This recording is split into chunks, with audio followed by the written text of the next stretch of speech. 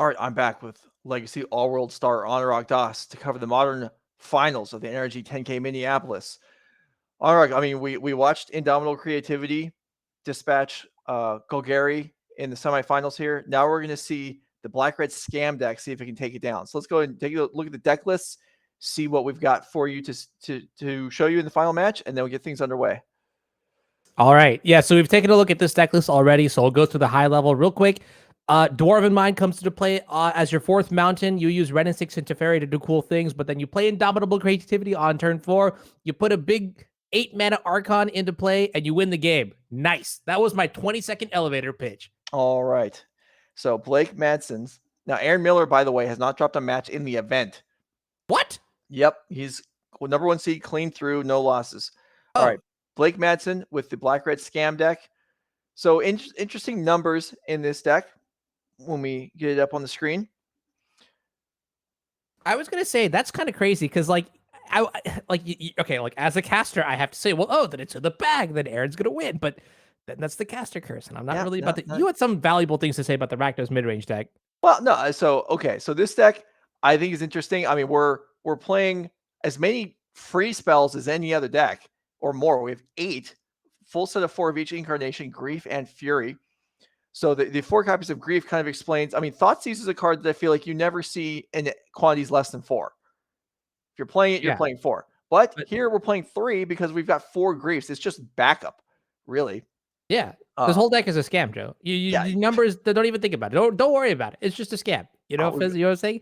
Powerful turn 1 plays here with Ragavan, or even more powerful. You can go Elemental, and then you can, in response to the Evoke trigger to sacrifice the Elemental, give the Elemental Undying through a number of ways: Malakir Rebirth, Feign Death, etc. Undying Malice. Elemental comes back. You get the ability again, and you have a very powerful creature in play that can attack as soon as turn 1. You remember that one time it was the NRG showcase? I think it was the 2021-2022 the showcase, like the final event of the year, and we were watching the Elementals player just went turn 1, evoke my Fury, ephemerated, didn't kill a single thing, and then just attacked for like 6 each turn and won. That's what this deck is, but in black-red. Basically, that's true. Vibes. All right.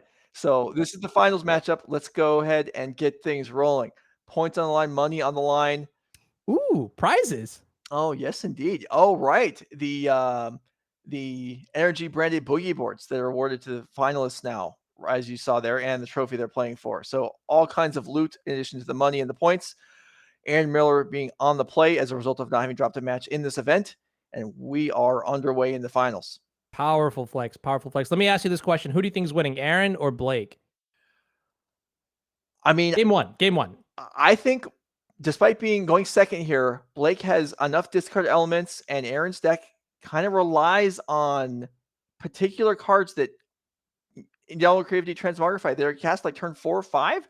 I like Blake's chances. Okay. Yeah, it really just does depend on the opening sequence here from Blake. I feel like you're right. I think I would also agree here. Maybe just to spice things up, I'll say that I will. Aaron has not dropped a match this entire tournament. Therefore, like if you just look at the scoreboard, Aaron is destined to win the finals as well. I mean, that would be sweet if you just went through the entire event, never losing a single match. You know, games here and there. Okay, fine. But I don't know. Aaron's also demonstrated being able to play the deck very, very well. So, I know you gave me good reasons for why one deck might beat the other, but let's be real here. Player versus player is a different thing here. So you can see Thoughtseize take Indomitable Creativity on turn 1, and I think that makes sense looking at the rest of the hand. There was like a Spell Pierce, and yeah, maybe if there was something like with the redundancy with Transmogrify in the hand also, maybe if there was something like Fable the Mirror Breaker, Blake would consider taking that. But here without a cheap enabler, taking just the more powerful of the win conditions makes some sense. And we'll get this going. So, Anurag, I have a question for you. What's up? The 42. The smallish cloths that you use that you might have around the house to clean up messes and things like that, usually like old linens, things like that. What do you call those? Do you have a word that you would generally use for these things? Microfiber cloths, or like for no, not for cleaning your mud or for cleaning up messes and things like that. Like you might have some just stored away. Napkins, rags.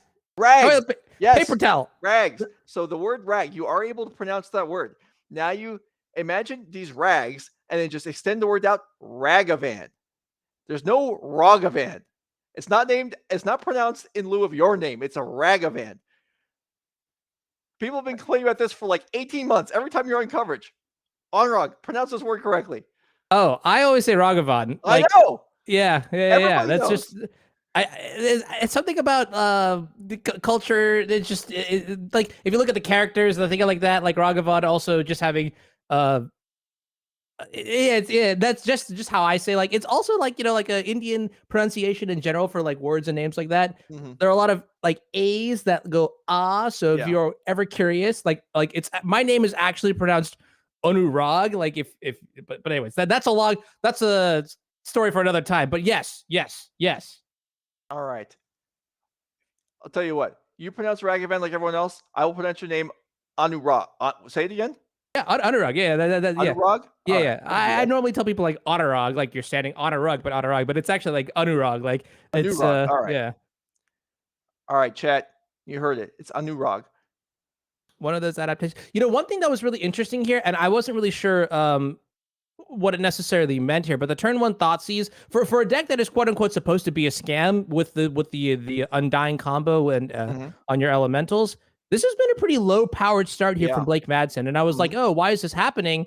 And maybe this is the reverse Uno card where, I said Aaron's been playing the creativity deck very, very skillfully, very, very well, but maybe Blake also has that power, like the understanding that, in this matchup, certain things are played certain ways. You can't just run your creatures into removal spells. You saw the the Spell Pierce with the Thoughtseize, and so you're slowing down the game now. Oh no.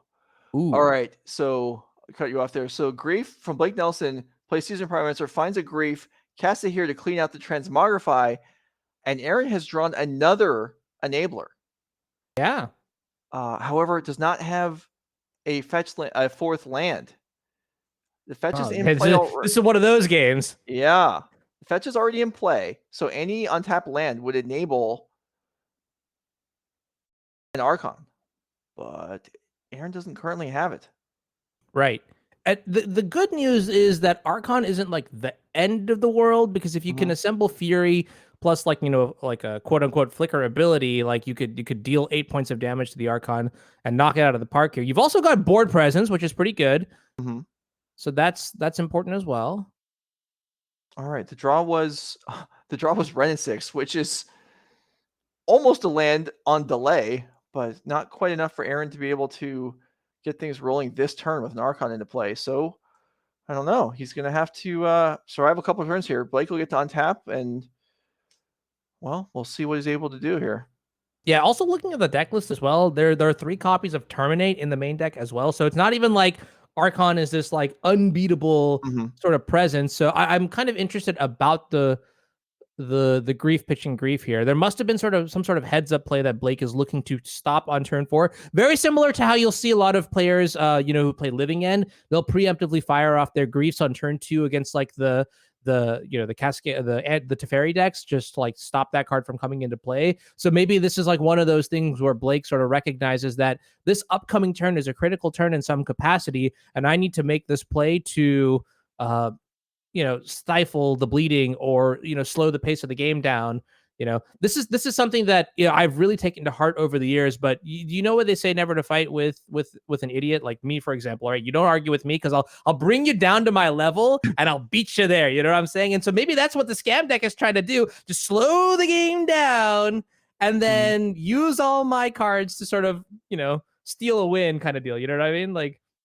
All right. Well, there is the Fury in hand, like you said. There's a Terminate as well, and there's also a Dauthi Voidwalker, which can certainly make a mess out of things for Aaron Miller. Voidwalker potentially could end up casting something like an Archon, which would be pretty deadly. There is 4 power here to potentially take down the Wrenn and Six in combat here. Yeah, I think Wrenn and Six dying is not the end of the world here. Right. I mean, the real reason we played Wrenn and Six on this turn was probably because we didn't have a better play, but like also it got that 4th land. So I think we have sort of generated our value, and we are kind of happy with the situation that we are in mana wise from it. But let's see if well, this Wrenn and Six survives combat as Blake is more interested in just pushing Aaron Miller's life total down. Scalding Tarn cracked here and will get exiled due to the Voidwalker, so not available to be picked up by Wrenn and Six again. I would guess that we're yeah, that's another good point too, is that Wrenn and Six is actually just offline now because of the Dauthi Voidwalker. But yeah, I was gonna guess. I don't think we've actually gone to blocks yet. No, Dwarven Aaron has taken damage already. Oh, okay. Oh, really? Okay, yeah. So then this is fascinating, this attack. Okay, because we have the Voidwalker in place, so we're saying, all right, we don't care about the Wrenn and Six anymore. Maybe that's interesting target analysis. I like that. That's interesting. I wonder if I was thinking perhaps this Scalding Tarn should have been cracked in response to the Voidwalker being cast, so it would go into the graveyard. Perhaps that's if that happens, though, maybe the Wrenn and Six gets attacked. So I don't know. There's definitely back and forth that could have gone differently. Game is slowly onioning, huh? Because onions have layers, and there are a lot of layers to this game now.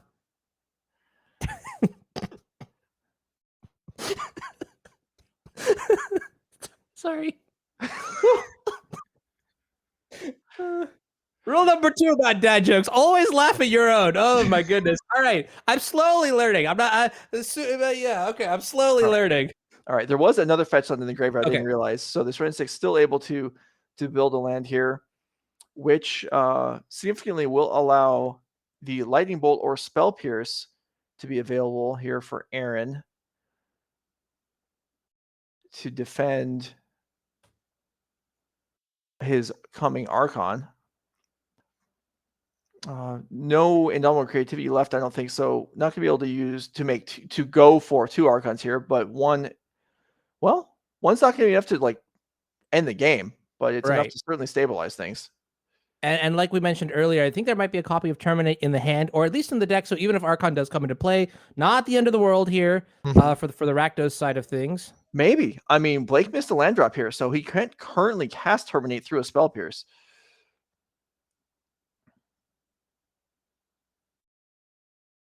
Okay, another Dwarf is going to come into play. And is this the Transmogrify? Okay. Now, oh, wow.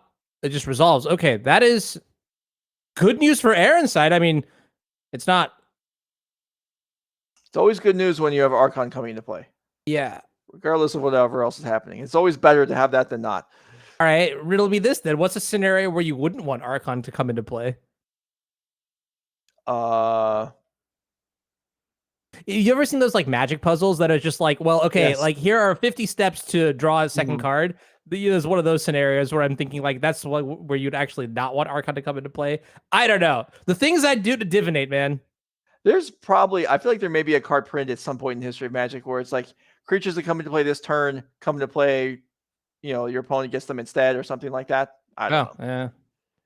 All right, here is a... Yeah, Archon ETBs, the token gets sacrificed, and then... And the Fury gets discarded. Okay. Yes. Yeah. Oh, wait a minute. I got to read the Oracle text on Dauthi Voidwalker. I want to make sure this is not going to be terrifying for it. Oh, it is. Oh my goodness. Yeah. This is great. Yeah. That's my goodness, this is great. Yeah, as far as suggested, the Voidwalker could be relevant here. Scary against this deck. Now, there's the Bolt and Spell Pierce. So even if Blake draws a land to be able to play for the Spell Pierce, in that case, Aaron would probably be forced to Bolt the Voidwalker instead of playing the Spell Pierce to save himself from having Archon resolved against him. Yes. So I was asking you. So I think we found it, Joe. We found the reason why putting Archon into play might be bad is because if your opponent has a Dauthi Voidwalker in play and a Terminate in hand, that Archon is suddenly not going to be yours for much longer. Right. Okay. Did Blake draw an untapped land? I think the answer is no. Uh-oh. Wait. Call an ambulance?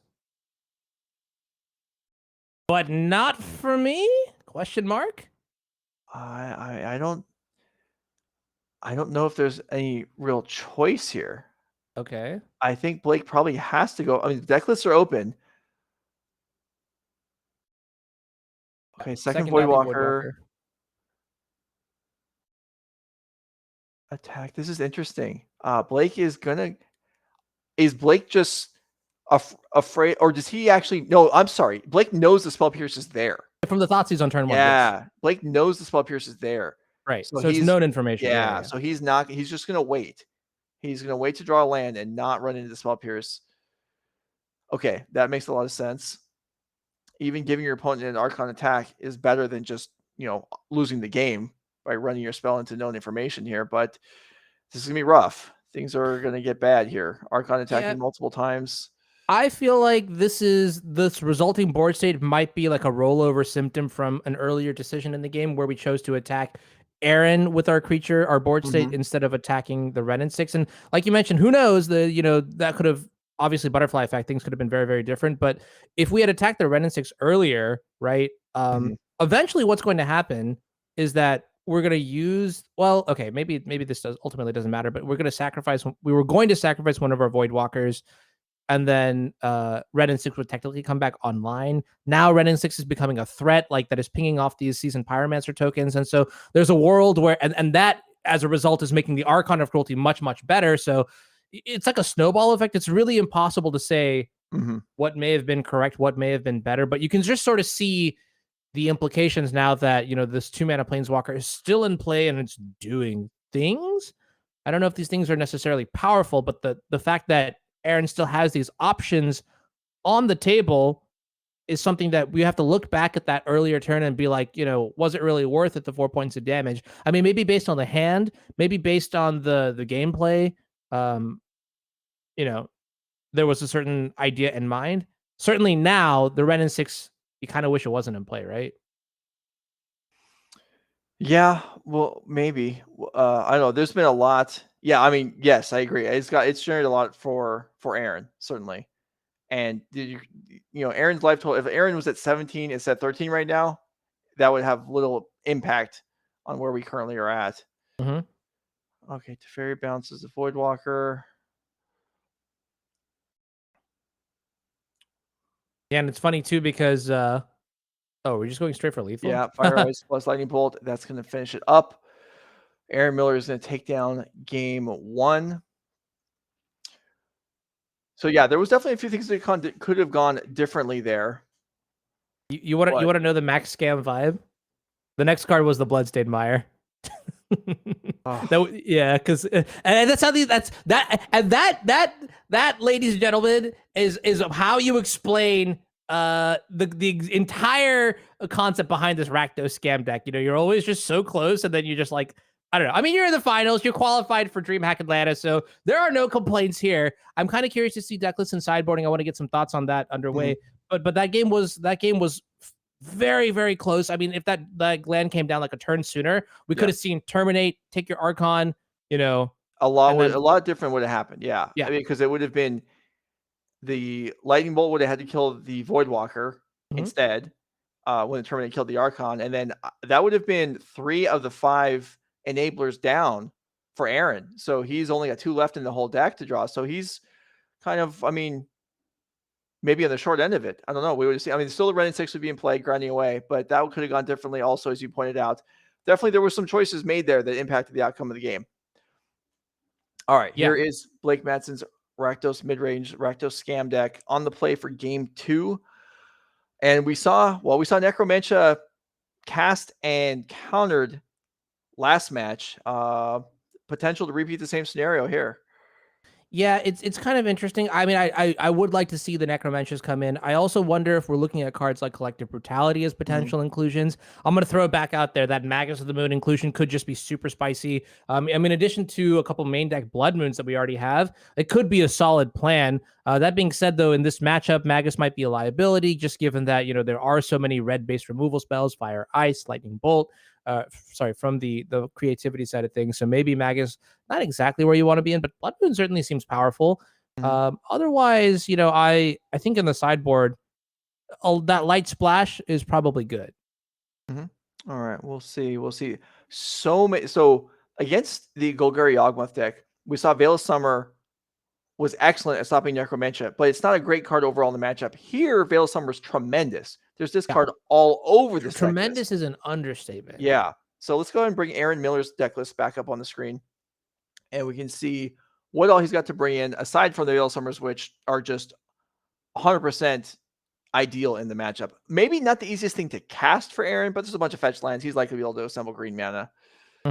Yeah, and I almost wonder too if we want to even like double down if we want more of that Veil of Summer kind of effect, where you're basically like if you look at what Veil of Summer is stopping, what is it going after, right? So it's going to go after Thought Seizes, it's going to go after Grief, it's going to go after cards like Terminate, and even something like Necromentia coming out of the Right. sideboard, right? The one exception being Grief, but all these cards share one thing in common is that they all get countered by Flusterstorm in early game board states. So I almost wonder if cards like Flusterstorm and Spell Pierce are actually going to be much better in this matchup. Now the vibe check is totally different here because it's not like the Rakdos deck is like super or overly powering out creatures like turn 1 Mana Dork, turn 2 Mana Dork, turn 3 Mana Dork.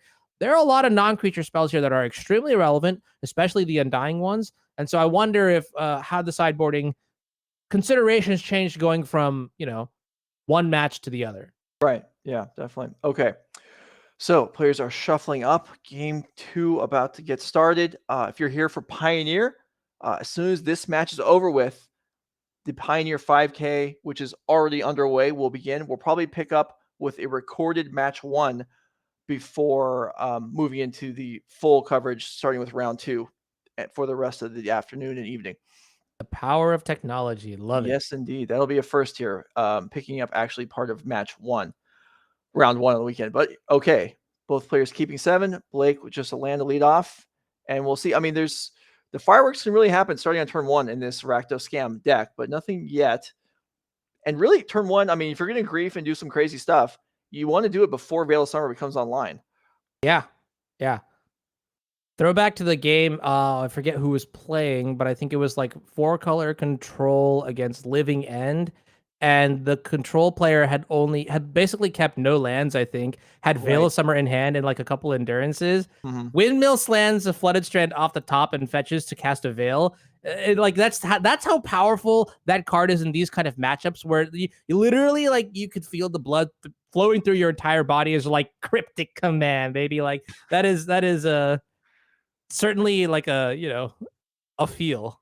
Yeah, Veil of Summer, powerful stuff. Okay. Aaron Miller.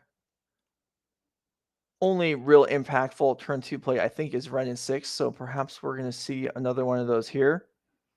I almost wonder if it's too risky. Like, okay, like, see, here's the thing, right? One thing that I've learned from playing like a lot of Legacy is that patience really nice. Sometimes it's better to just not be proactive. For like a turn, a turn. If you have Veil of Summer in your hand, Joe, what do you think? You hold it up? You play Wrenn and Six here? I think you hold it up for sure. Yeah. I mean, you have to be aware of the possibility of Necromentia. It's open deck list. He saw it. He played against it last round. So Necromentia resolving here is it's really bad. Yeah. So yeah. And speak of the devil, Necromentia in the hand there for Blake Madson. So I would almost say that even if you don't have Veil of Summer, you still have to hold mana up for it. Because if you deploy your Wrenn and Six on turn 3 instead of turn 2, you're still hitting your land drop. You're still keeping 1 mana up the whole time. I think that's not unreasonable. Yeah. Yeah. Okay. So what this means to me is that Aaron just doesn't have Veil of Summer, right? Yeah. I think both players here have played super, super, super well. So we could probably at this point, just make the assumption that they play cautiously when they need to. All right, let's go ahead and pop up Necromentia because it's going to resolve this time. So if you're Aaron Miller, you are likely going to lose your Archon of Cruelties. So do you continue playing this game or do you stop now and not show your opponent how you sideboarded? Okay. Wow. Okay. Well, so how does this work? Is that you get 2/2s if you get rid of creature cards from their hand, right? So it might be Archon of Cruelty that's being named here because, and I like that too because like here are a couple of reasons why, right? First of all, it does turn off Indomitable Creativity. So you not only are you getting rid of Archons, you're also getting rid of the creativities, but also there's Transmogrify. So if you name creativity, there's a chance you could still find the one of Transmogrify and win the game that way. But then lastly, Hardcast Archon of Cruelty is a thing. Like, you might as well take that off the table as well. And so you're going to see here, yes, Archon of Cruelty is the name. 2 are here in exile, 3, 4 rounding out. And yeah, and so this is valuable information here. So Blake Madson, I mean, no shock, I'm sure, for him to see that the Veil Summers are in the deck. And here's the other thing too. I know you asked about whether you would concede here to conceal information, but I feel like it's the finals of the NRG series trial here. There's not just money on the line, but those coveted points that'll get you into the end of year leaderboard event. I'm sticking it out. You get to see my deck. Congratulations. I want those extra leaderboard points. I want a shot at whatever we've got at the end of the year, because that is going to be a sweet tournament. It is. It absolutely is. And I'm very much looking forward to it. And we'll certainly talk some this afternoon about the players who potentially could earn their spots this weekend. But so my question is,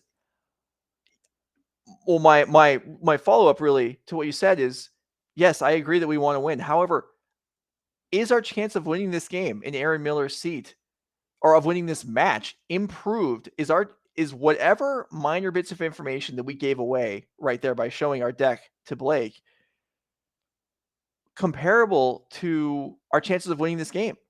Like, how are we, what is, I guess I haven't seen a 5-color creativity deck win without an Archon. Yeah. So that's a really interesting question. And I would say the answer to that is, and some people are going to get really mad at this answer, but it depends. It depends on how good your hand is, right? You make that evaluation. You say to yourself, all right, can I win this game without Archons? Because you can technically win this game without Archons. You have 1/1 beatdown. You have, like the 2/2s. You got a lot of random chip damage. You still have a lot of really good cards in your deck.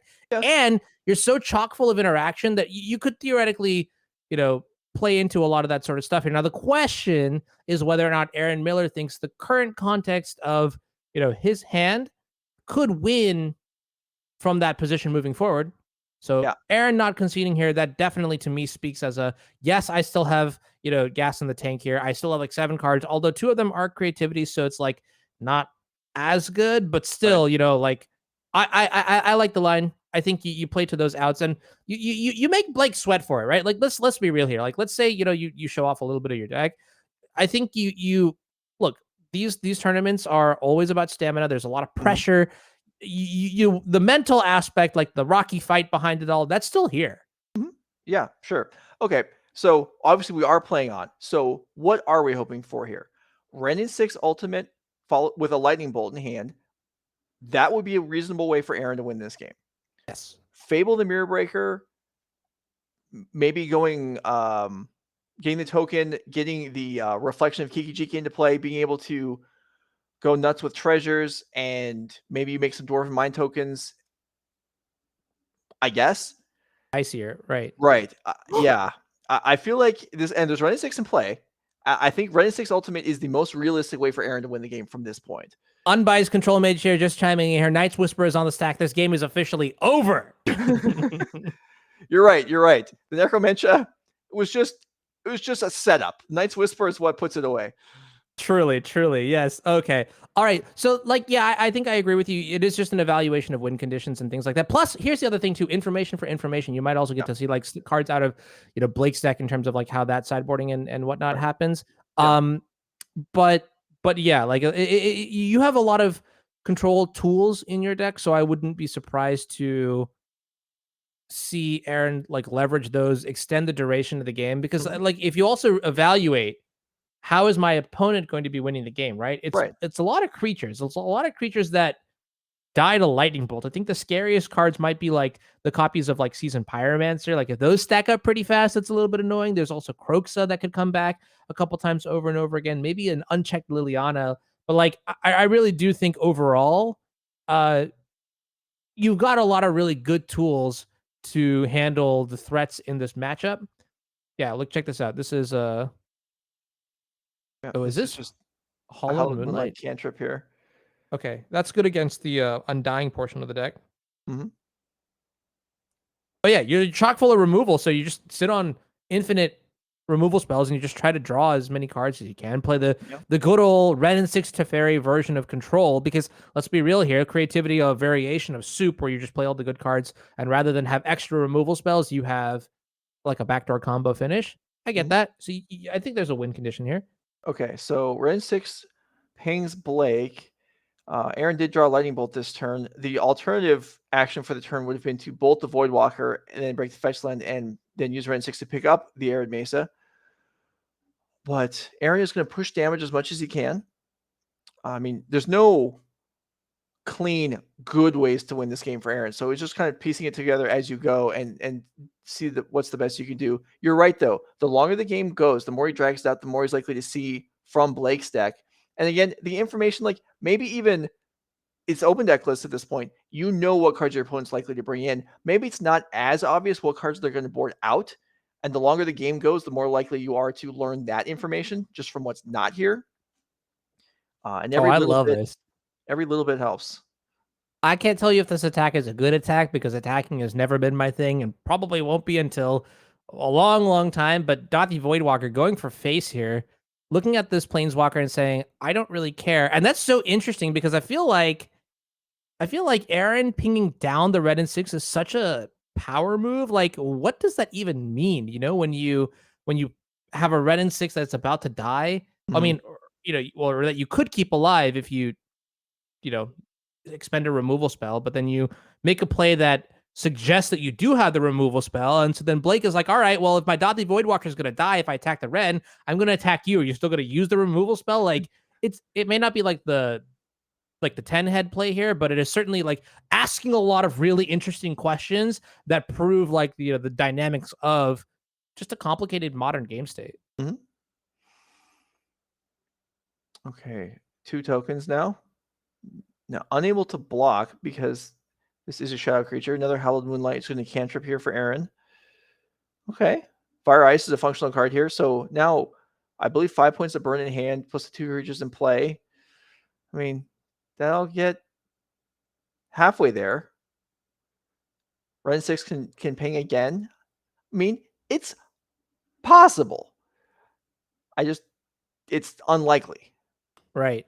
That looks like another copy of Indomitable Creativity being picked up here, and that is not a good sign. One thing that's kind of interesting too, and I didn't really factor this into my initial evaluation, is that the elementals get a lot better when you actually hard cast them for their full value. So like, imagine here if Blake just draws and goes, all right, I'm going to turn 5 mana sideways, and I'm going to kill this dwarf token, and this dwarf token, and this dwarf token, and this dwarf token, and I'm referencing Fury, obviously. Yes. That is a lot more frightening than Fury being evoked or grief being evoked. So those are interesting thoughts. Second interesting thought, though, if we are talking about evoke, I mean, it's not going to really matter too much since we have plenty of mana in play now, but the idea of both Hallowed Moonlights being gone now, I think 2 are gone now, right? And we know open deck lists. Yeah, so that might be critical information later on. We'll see. All right, so both players actually with bolts in their hand now. Here's a Pyromancer. You talked about that. This is going to make it so much harder for Aaron to push damage through on the ground. He's got Blake down to 11, and I believe has 5 points of burn in his hand. So it feels like you're kind of getting close. Maybe you can sort of imagine it on the horizon. And now it's just very unlikely that any more attack damage will get through for Aaron Miller. Ooh. Did my eye spy a Blood Moon? Oh, they did. Yeah. That's Blood Moon is certainly go to get Spell Piercer because it's actually really good against the 5-color deck. Who would have thought, Yeah. All right. So now Spell Piercer. This Dauthi Voidwalker collection of cards is getting pretty extensive there. Extensive, but I feel like the overall card quality is still quite mediocre. Yeah. And it's with Aaron down to 5 now and a bolt in hand, Blake is going to continue attacking. And I understand Aaron holding his burn spells, though, because it feels like they have to go to the face. Finally, a Fable the Mirror Breaker is drawn. Aaron could have used this quite a while ago to clean up his hand. Yeah, this might be the most impressive second chapter of Fable that will ever get to see. Just starting 2 cards that have been dead since turn 3.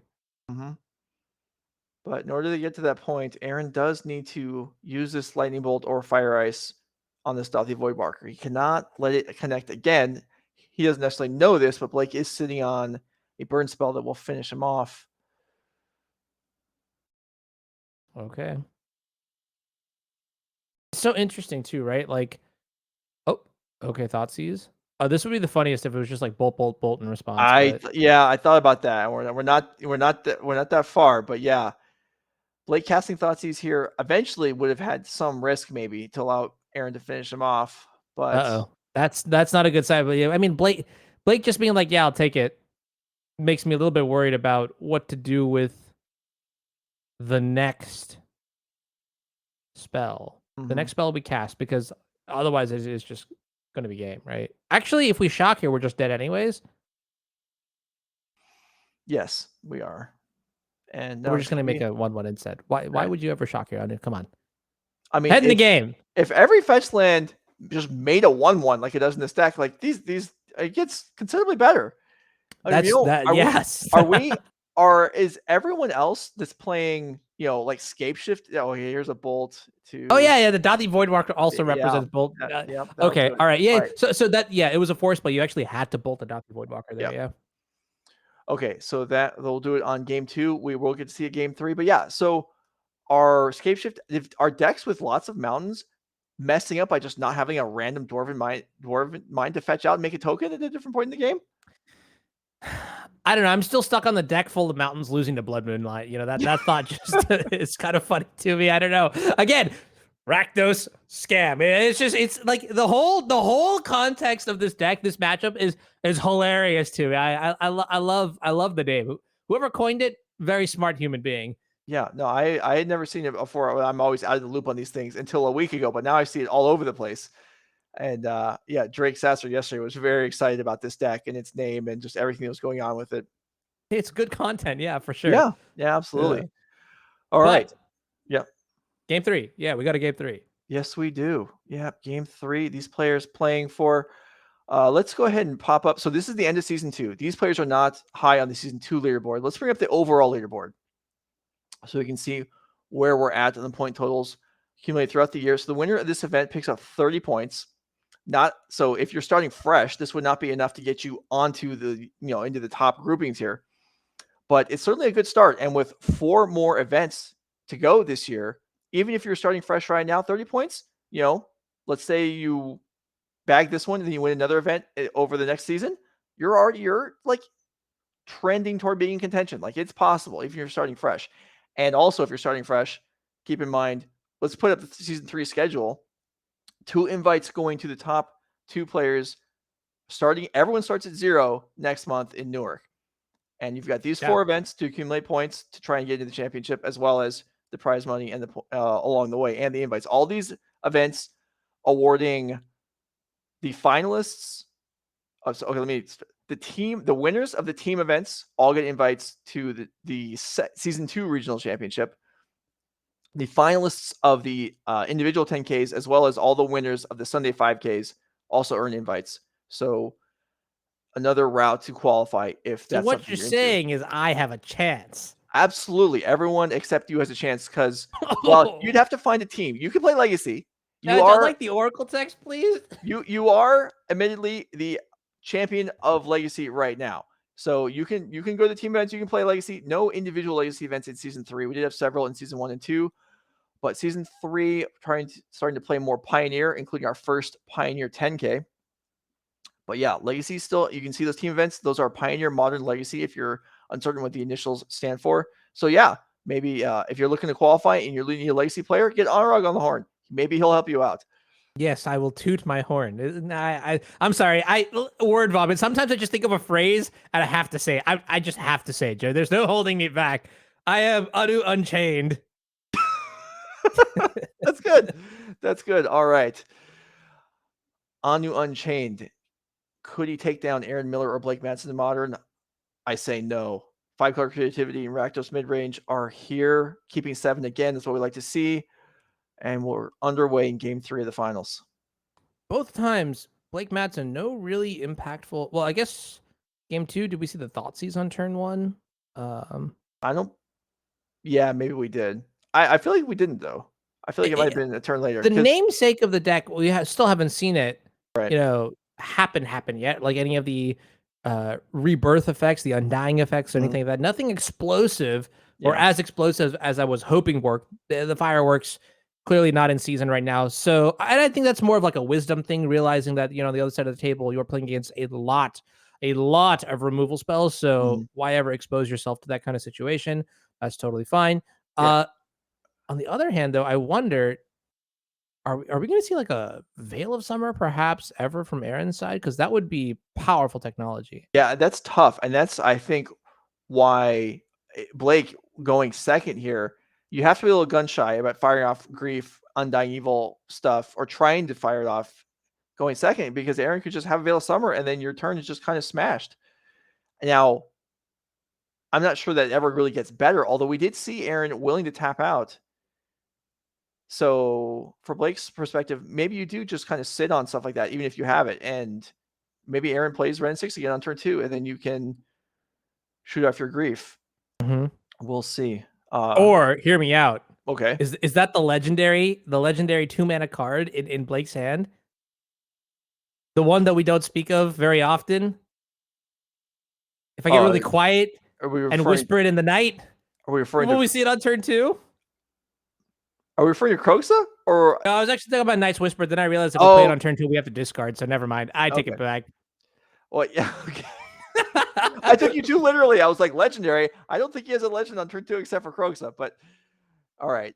Here we have an ice on upkeep just to slow things down, which makes sense. If Blake had no play on turn 1, stands the reason he has no 1-mana play on turn 2. However, now that Aaron's tapped out, this would be a great opportunity for, okay, well, there's a Ragavan. I don't think we saw that yet in this match. Yeah. This is the right turn to have it out there. Like, if once we get to turn 4, Aaron can just play a fetch land and get a blocker for free. But on turn 3, Ragavan is cleared to attack. We'll actually have to eat a legitimate removal spell. See, this is interesting to me. Spell Pierce, okay, I can understand tapping out a Spell Pierce here, but again, I just feel like I would always be leaving up that Veil of Summer. And the fact that Aaron tapped out on turn 2, to me, just is a clear read that maybe there just isn't a Veil of Summer in hand. Right. Because it's so good as an insurance in these situations, right? And I mean, with a card like Thoughtseize, I also think you if you're trying to play around something like Veil of Summer, I think you just kind of have to, like, you can't really go over it. You can't really go under Veil of Summer, so you just have to go like straight right through it. All right, there's an Archon revealed. That's not going to be a hard cast quite yet. Also, a little unfortunate for Aaron here. Like, doesn't see Ragavan turn 1, so okay, I'll ice your land, and then Ragavan comes out turn 2. Yeah, mean, it's the scam joke. Come on. You can look at this graveyard and say, like, oh, Aaron messed up. We should have fired the Ragavan, but he very rightfully just assumed there wasn't one. And maybe it came off the top on turn 2. We don't know. But I swear I'm gonna have to get Norm to invest in like a scam counter just to count the number of times that like something like this happens where it's just like, oh yeah, turn 2 Ragavan for 1 mana, not on turn 1. I mean, actually, now that I think about it, right? Maybe it's like one of those things where like you had the Ragavan in hand on turn 1, but chose not to play it because of exactly Wrenn and Six. When your opponent goes ice you on your upkeep, maybe that's a signal that there's not a Wrenn and Six there. Yeah, like it could be one of those like in all seriousness, it could be like one of those like mid-game reevaluations. No, yeah, it makes sense because, and we saw that yesterday too. Trying to avoid prismatic ending. So instead of playing turn 1 Ragavan, you dash it on turn 2. Like these play patterns do exist and make sense with cards like prismatic ending or Wrenn and Six. Here's Leyline Binding for 1 mana. It looks like. Ooh, okay. You got the Voidwalker. So this is interesting. So Spell Pierce in hand for Aaron chooses not to counter the Thoughtseize. Instead, it's just going to prevent the Voidwalker from making things worse. I have thoughts. Oh, yeah, I do too. Go ahead. I feel like the Spell Pierce was a forced play. And the reason I say that is because if Spell Pierce just happens to be the best card in your hand after the fact, like, Thoughtseize is just going to take it anyways. So now not only have you given this information, you have now lost your actual best card in the hand, which I think turns out to be Indomitable Creativity. Okay. But yeah, I don't know. This Voidwalker, I guess, you don't have removal for it. Is that why we did that? I was deep in my thoughts and didn't actually look at the hand. Wait, no, but then Spell Pierce would protect you. You could just kill the Voidwalker next turn.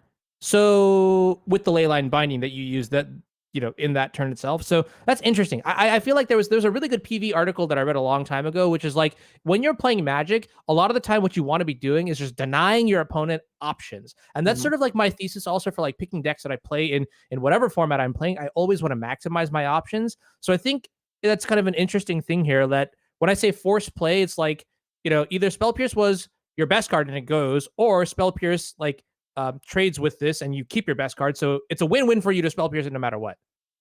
All right. Well, so Necromancer being cast here, Spell Pierce mana available, but Treasure plus Bloodstained Mire would allow Blake to pay for it. So that's not going to work. No green mana available this turn, so no worry about a top-decked Veil of Summer, and this Necromancer is going to resolve. And Blake's like, yeah, it worked last game. Probably going to make the same choice this game.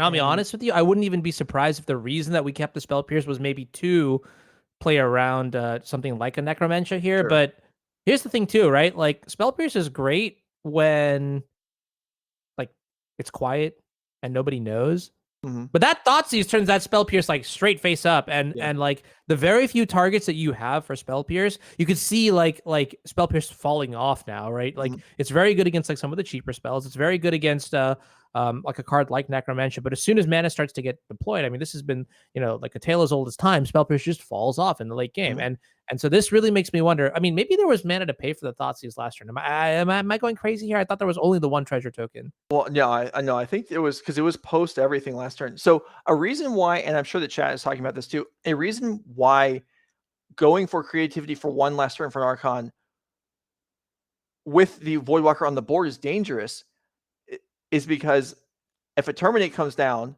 then Blake casts the Archon. Yes. By sacking the Ragavan to the initial trigger. Yeah. Terminating and then, Yeah. And then, so I completely understand Aaron not wanting to cast it for one with Voidwalker on the board. And he didn't have a blue and a white land. He had a blue-white land, so he couldn't cast both. And the Leyline Binding and the Spell Pierce last turn. So I understand that reasoning for why that could have happened. Whether it's right or not, and obviously the way it turned out was a disaster, but that doesn't mean the decision was wrong in the moment. Right. But that there is some justification for what he did there. It just worked out incredibly badly. And now, okay, we'll see. We saw last game. Backups, right? We have backups coming up here, like backup plans rather. Wrenn and Six is definitely something that you can. This is chapter 2 of the saga. Okay, sure. We're going to rummage a little bit here, but Wrenn and Six can come into play this turn, and that could operate as your end game condition. Sure, you combine it with a little bit of the your onboard beatdown, a 1/1 dwarf and a 2/2 goblin shaman. Did you know, Joe, that token is like a $10 token? No, I did not. That goblin shaman is expensive, and boy, oh boy, do I wish I could buy some right now from NRG. To the 856 followers in chat, because you've all followed, right? Check out NRG for sweet cards like that. That is a high commodity. Honestly, it's pretty sweet. I love my on theme tokens. That's something that I mean I do too. I love it when players have the appropriate tokens for the cards. The actual. I mean, whether they're like altered specific ones or just original creations. If you had like Inkling Customs or something, make a token for you associating with a card, that's cool too. But like having the official ones is it's neat. But yeah, I mean, you're right. I don't usually anticipate them being pricey, but sometimes they are. Yeah, I was surprised to learn that. I was surprised to learn that when I did. It's a wrap. Handshake, GG. Knight's Whisper here. Draw 2 cards. Sure, you lose 2 life. Oh my goodness. Okay, well, look at that. That's a 3-for-1. This might be the most broken Knight's Whisper I've ever seen, period. That's saying something. Yeah, and look, here's the thing, right? Knight's Whisper, great card. Hasn't really aged well compared to some of our current forms of, card advantage, like Expressive Iteration or whatever. Cool to see, though, as the antithesis of Hymn to Torok, a card that I am known to dislike very vehemently. All right, let's can we talk about the fact that Aaron Muller is way ahead on board right now? Yeah. I mean, that could change in an instant. Like you illustrated, I mean, Fury could just clean things up. However, some number of Furies could conceivably have been boarded out. And I mean, there's a fair amount of damage incoming here. Actually, there is a Fury in hand for I was gonna say, speak of the devil, there is a Fury in hand, and I think we may have had the option to we may have had the option to play it last turn for the evoke cost, pitching something like a Terminate. But again, here's the thing with these elementals, right? Is that they they are so much better when you hardcast them. Yeah. And I could definitely see that that being the sort of plan of approach here for Blake.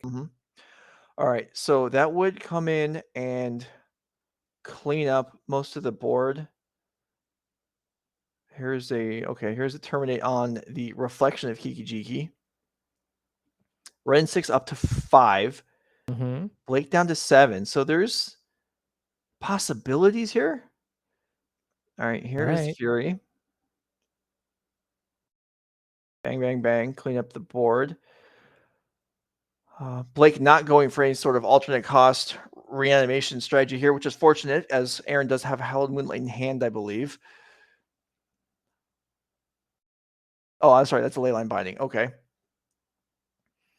Yeah, I guess. Yeah, I mean, Dominaria United coming in fresh here.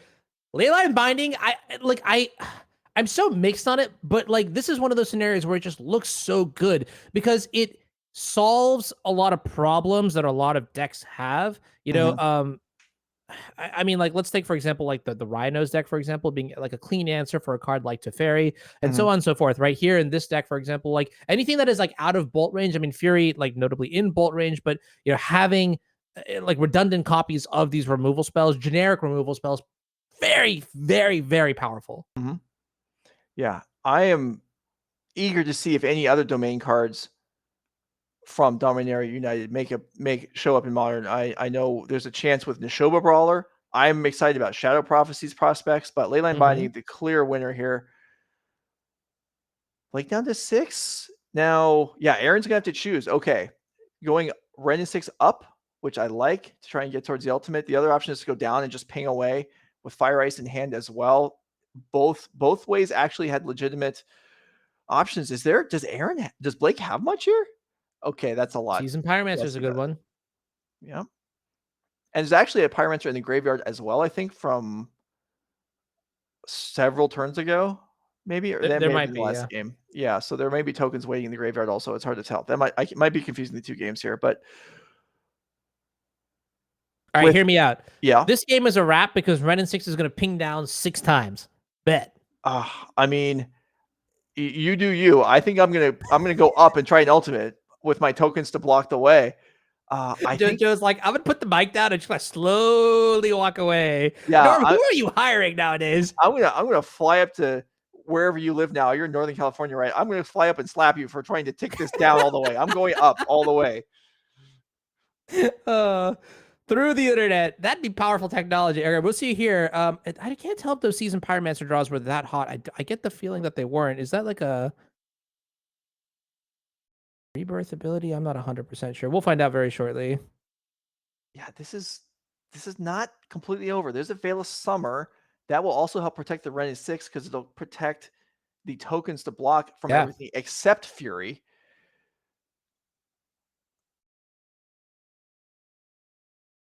All right. Much appreciated, Twitch chat. That is a Malakir Rebirth in hand. That is actually pretty good with the Seasoned Pyromancer then. Yeah, if it somehow dies, but it may not die. I think I wouldn't be surprised, honestly, maybe to see like Pyromancer attack the Wrenn. Aaron says, Wrenn is my win condition. I want loyalty counters. You know, right.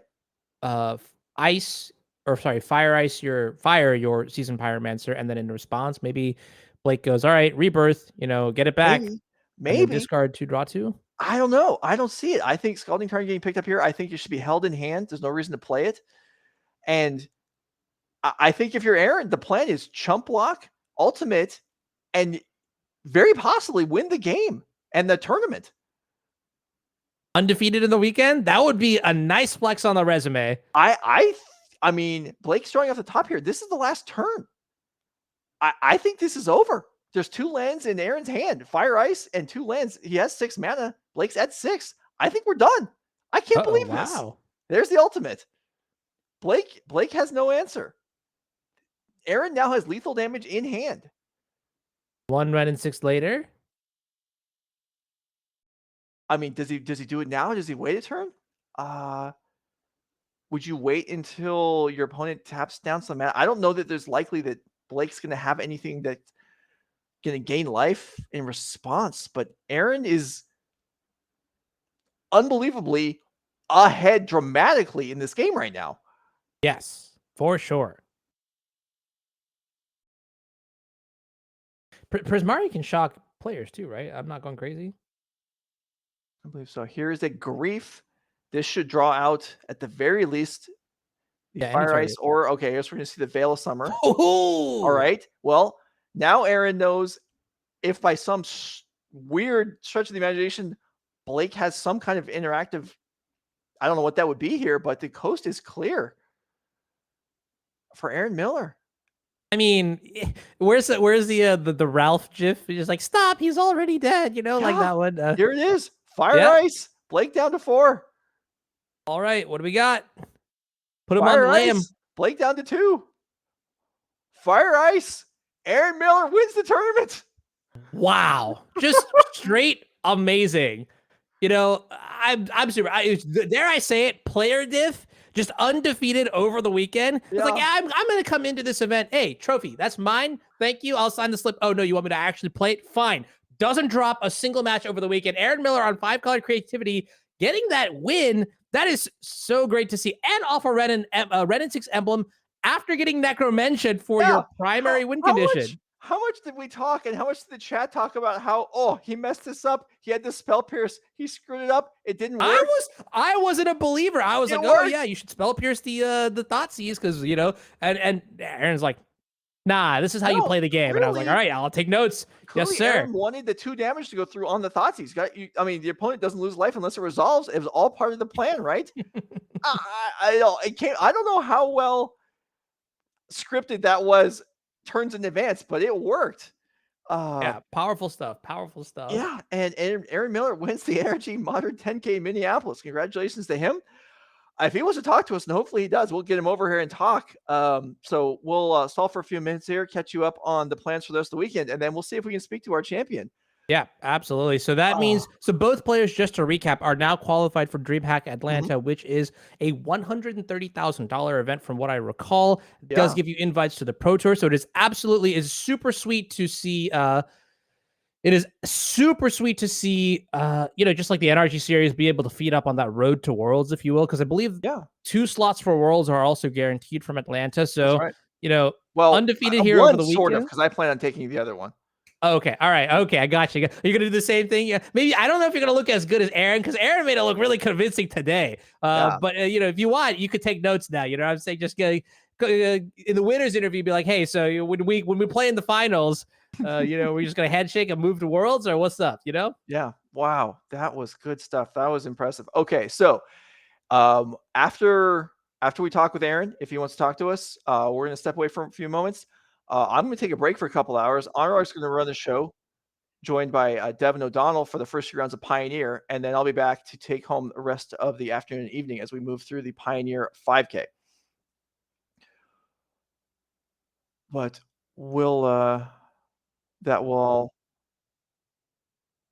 Okay, all right. So Aaron is going to talk to us, but he's going to take a minute to compose himself after his victory. So we're going to take a brief break. We'll be back. We'll talk to Aaron, and then we'll get the Pioneer 5K rolling. This is Nerd Rage. Thanks for being here. Follow for enjoying the content. We'll be right back.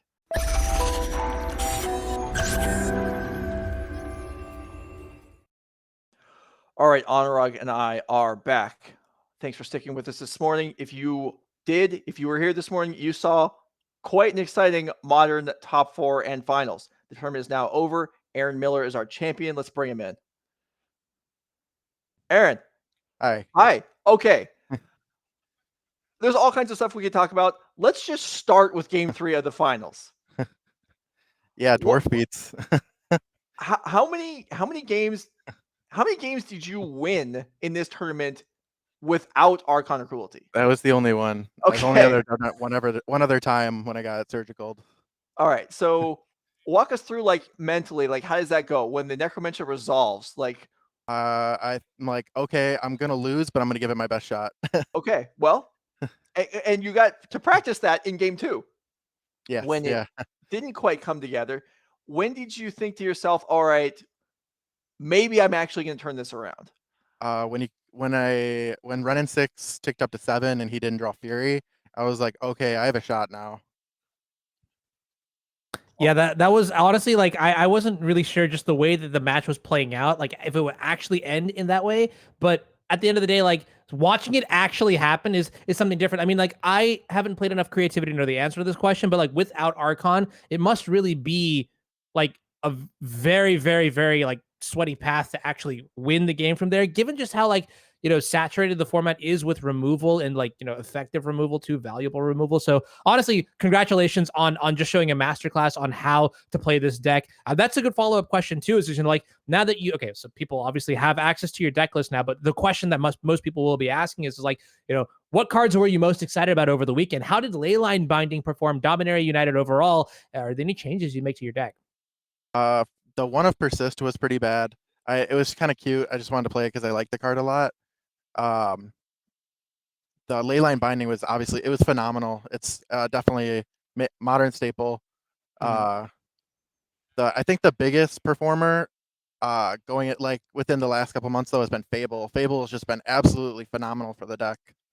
Okay. It's, All right. So you didn't drop a match in the Swiss, right? Or in the whole tournament, really. You clean sweep all the way through. yeah. I mean, what were your expectations coming in? Were you thinking, all right, I know what I'm doing. I love my deck. I think I have a good shot at making top 8? Or is this just kind of like, we'll just see how it goes. I'll have fun. And it just went way above expectations? Somewhere in between. I did get a RCQ top 8 with Teamer Creativity, and it's been like my favorite deck for the last couple months. Okay. So I've been playing it very well. So Mhm. I was pretty excited to play it in a bigger tournament, but I was also just thinking it might be just a meme or something, but it was fun. Yeah, sure. No. So you went from teamwork creativity. Was it the printing of Leyline Binding that kind of just made you decide I'm going to add a color, or was that already post Dominaria United where you made the switch? Definitely Leyline Binding, and then the being able to bring in Teferi, you get to like you bring in that concentration of good cards. You finally get to cut hard evidence, which is I love the crab token, but it's nice to finally cut that card. It's People not in very chat good. probably gonna be like, not the crab. Don't no, not the crab. Don't hate me. I love the crab, but it's All just the right. worst card in the deck. Excellent work. And you got so you said you top 8 at RCQ. So did you just earn your invite right now then? Was this I did, yeah. All right, well, congratulations for Congrats. that. So Atlanta DreamHack, Aaron Miller is coming after you. So that's Pioneer. Do you have a Pioneer deck lined up? Are you playing Pioneer today with us? I'm still kind of watching the format shake out. I was gonna play today, but I think I'm gonna draft instead. Okay, all right. You're gonna draft in side events. Well, certainly you've earned the right to do whatever you want with your afternoon. Congratulations, Aaron Miller, Thank Energy you. Minneapolis Modern 10K champion. Thanks for being with us. All right, good for him. That's pretty cool. Okay, so to just let you know where we're at here, I'm going to take a break now for a couple hours. On Rakdos, I'm going to leave it in your capable hands. He's going to be joined by Devin O'Donnell for the rest of the morning. I mean, yes, yeah. And they're going to move into Pioneer, which I know, Anurag, you've been studying up for. Yes, I have. I've done my homework, but literally, I'm going to tell you this right now. I did my homework, but I brought a cheat sheet with me, and my cheat sheet's name is Devin O'Donnell, who's going to be great. I'm excited to do some coverage with Devin. Devin is quite the Pioneer expert, and as you will see, we're going to learn a lot from him this weekend. You and me together, chat. So let's get into it. I'm excited. All right, so we're going to take a break now, and then we'll be back picking up the Pioneer 5K tournament wherever it's at. This is Nerd Rage Gaming. Thanks for being with us. We'll be back with round 2 of Pioneer in a few moments.